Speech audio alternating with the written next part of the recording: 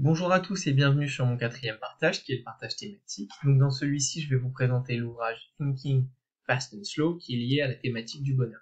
Donc quelques mots sur l'auteur et l'ouvrage. Donc l'auteur c'est Daniel Kahneman. Donc c'est un économiste, essayiste et psychologue israélo-américain qui a gagné en 2002 le prix Nobel de l'économie pour son travail sur la théorie des perspectives des acteurs économiques. Quant à l'ouvrage, donc Thinking Fast and Slow, il est paru en 2011, il est coécrit par Monsieur Kahneman, il fait 504 pages, il est séparé en 5 sections qui traitent un peu du processus de réflexion du consommateur. Donc, quel est le cœur de l'ouvrage? Le cœur de l'ouvrage, c'est de dire que la réflexion du cerveau est dichotomique, c'est-à-dire elle est séparée en deux parties distinctes et en une fonction précise. Donc on a ce qu'on appelle le système 1, donc le fast thinking, donc on va appeler réflexion rapide ou animale, qui est une fonction qui est automatique et mécanique, qui est continuelle, en scannant l'environnement, en scannant les signaux qu'on reçoit, et elle permet d'apporter une réponse rapide aux choses ne nécessitant pas un vrai calcul rationnel.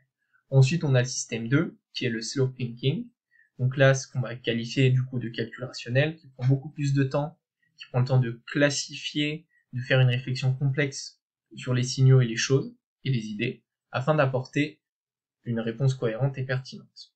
Donc le système 2 prend plus de temps mais apporte une réponse beaucoup plus solide, alors que le système 1 est rapide mais beaucoup plus prompt à l'erreur.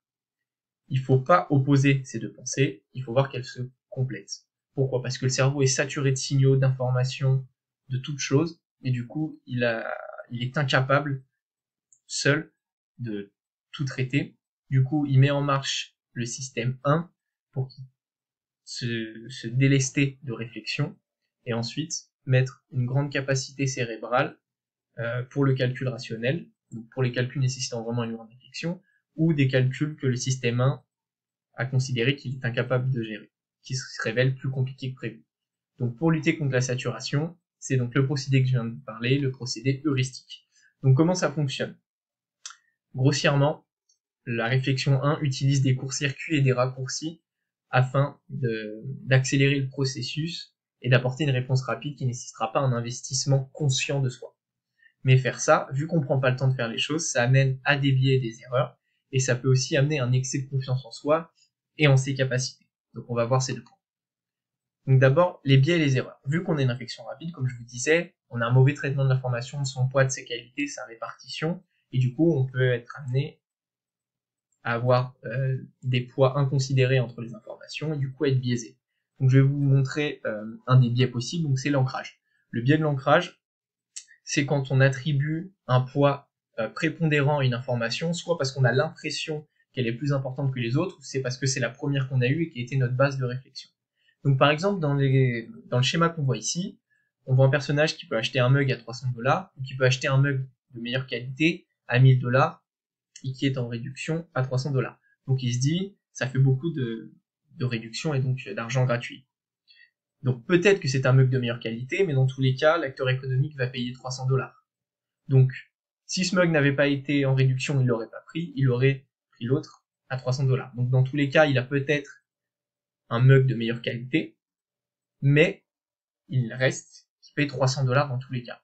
Et sinon, on peut aussi sortir du domaine économique et parler du domaine médical, où des gens ayant des pathologies qui se rendent chez des professionnels ont parfois des diagnostics où le seul facteur important, ça va être la pathologie et qui va exclure les autres facteurs qui peuvent être psychiques ou psychologiques et qui peuvent aussi jouer un rôle, donnant finalement un diagnostic faussé. Ensuite, l'excès de confiance en soi. Vu qu'on réfléchit vite, on se base sur nos capacités et notre soi, sans vraiment réfléchir, et du coup, on peut avoir un excès de confiance en soi qui se déconstruit en 3 axes. D'abord, la perspective du monde. Donc, pour comprendre notre environnement, on se base sur ce qu'on comprend du futur, ce qu'on voit du présent et ce qu'on perçoit du futur, et on se raconte une sorte d'histoire du monde afin de rationaliser tout. Sauf qu'elle est propre à nous et on ne prend pas le temps de se dire est-ce qu'il faut la remettre en cause ou est-ce qu'on peut voir les choses autrement vu qu'on est dans le cas de la réflexion 1 et qu'on peut pas se permettre de faire ça. Du coup, on peut voir les choses d'une certaine façon et cette chose est peut-être erronée. Cette façon, pardon, est peut-être erronée. Ensuite, notre expertise, on a tendance à surévaluer notre expertise parce qu'une fois ou plusieurs on a une bonne réflexion ou une bonne idée, on va avoir tendance à la télescoper sur la situation parce qu'elle peut paraître similaire, mais au final c'est peut-être pas du tout adapté, et notre réponse sera fausse. Et enfin l'optimisme, on a tendance à être suroptimiste et à prendre des risques plus importants voire inconsidérés qu'on n'aurait peut-être pas pris si on avait une opinion extérieure. Enfin, j'aimerais vous parler de quelque chose qui est important, qui est la théorie des perspectives, ce qui a vous permis à l'auteur d'avoir son prix Nobel en 2002. Donc la théorie des perspectives, ça traite des points de vue du consommateur et de l'agent économique, vis-à-vis de la monnaie et des achats. Donc d'abord, la valeur relative de la monnaie. On a tendance à plus considérer la valeur relative de la monnaie que la valeur intrinsèque de celle-ci. Exemple, une personne A a 1000 euros. Le lendemain, elle a 5000 euros. Elle a gagné 4000 euros. Ensuite, on a une personne B. Le premier jour, elle a 10 000 euros. Le lendemain, elle a 6000 euros. Donc elle a perdu 4000 euros. Donc la personne A va considérer cet argent comme un gain et la personne B va considérer cet argent comme une perte, alors qu'intrinsèquement, c'est la même valeur pour les deux, c'est 4000 euros. Donc on attribue une valeur relative qui prend son caractère de perte ou de gain à une valeur intrinsèque. Et cette valeur relative prend le dessus. C'est pour ça que parfois, même si c'est peu, on va préférer ne pas dépenser pour ne pas avoir cette perte monétaire. Ensuite, on a le poids de la monnaie. On arrive à relativiser aussi le poids de la monnaie, dans le sens, si on perd 100 euros sur 200 euros, ça a plus d'influence que si on perd 100 euros sur 10 000 euros. Et enfin, on a l'aversion aux pertes. Donc là, on est vraiment sur du comportemental. L'humain et la réflexion, surtout la réflexion 1 en l'occurrence, a plus tendance à considérer la perte ou la possibilité de perte comme plus importante et plus grave que le gain ou la possibilité de gain. C'est pour ça qu'on va avoir tendance à éviter la perte, donc sécuriser par exemple un investissement, plutôt qu'acheter quelque chose dont on n'est pas sûr, mais qui pourrait rapporter plus gros.